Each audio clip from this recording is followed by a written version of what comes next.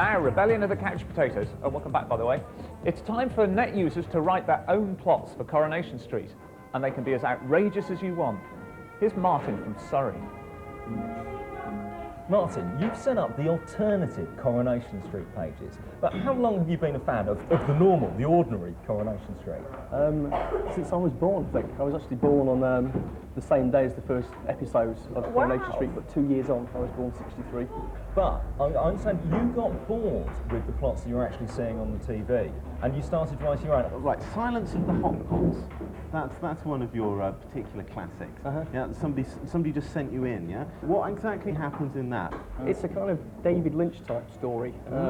It's the truth about Betty. Probably most Coronation Street fans see Betty as a pretty dull character. You know, she pops onto the set.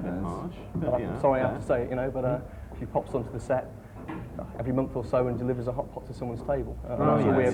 So I'm Betty with my hot pot, and I'm just sort of going down the street. Innocence personified. Without spoiling the plot, what's her dark secret? The dark secret is to do with the ingredients of the hot pot. What goes in the hot pot? Is it perhaps Ken Barlow? It's not Ken.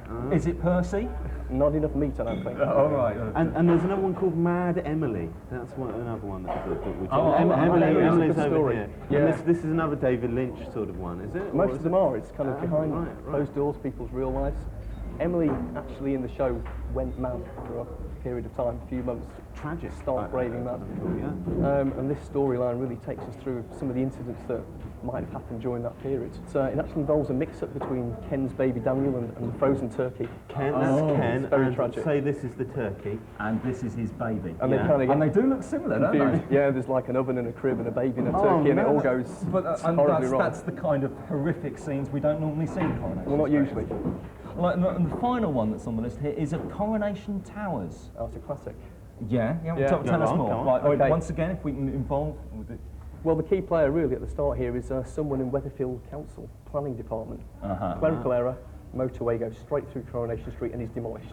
They're rehoused in the local tower block. No more rovers return. Local rave club instead. They're all stacked up on top of each other. They're all stacked up on top of each other. Particularly on Ken, who's rather excited to find there are about 300 females he hasn't actually slept with in this tower block. So he's quite happy with the move, you know. So he's busy, sort of like knocking on one door. Keeps himself very busy, yeah. So this is sort of. Hello. This is sort of Coronation Street meets Towering Inferno then. Would that be fair? I think that's probably the next episode. It could be. Yeah, I like it. And you give kind of awards. You actually rate all of these different things, and then because obviously quality control would be a problem. Power thing, you know. That's all it is. And so how do you judge which are the best ones? What do you rate them on? Completely arbitrary, really. Depends how I feel on the day. Fair enough. And which one's been the big winner so far? Big winner was one called Coronation Street Meets the Apocalypse or something. I forget the exact title. It involves China testing nuclear weapons off the coast of Weatherfield, and they accidentally drop one on the street and stuff happens. And all these characters presumably are just obliterated at There's ground A zero. lot of death, but lots of strange side effects from the radiation. Like any that you can share with us? Any? Would they look? No, I don't think so. No, you've got to go to the site. It's too strange. Now we actually contacted Granada and sort of like said, you know, would you like to who make Coronation Street? Might be be interested in all these new plots and ideas and stuff, yeah. because you know must be hard to write all that stuff, and they refused to talk to us at all. I mean, what's your reaction to that? I imagine they're afraid of the competition.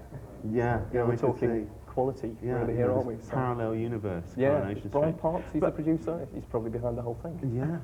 But Phil Redmond, who produces Brookside and then went on to do Emmerdale, seems to have been influenced by perhaps quite a few of these. The air crash, plane crash, plague, and all those sorts of things. But I mean, genuinely, do you think there's any potential for you, like, being able to help out, like, the existing Coronation Street team with Betty Turpin, which people say, you know, they say her character's kind of run out of steam a bit. Like, how would you go about writing her out in a dramatic and spectacular? I think some hideous and slow death drawn out over several episodes would suit me fine.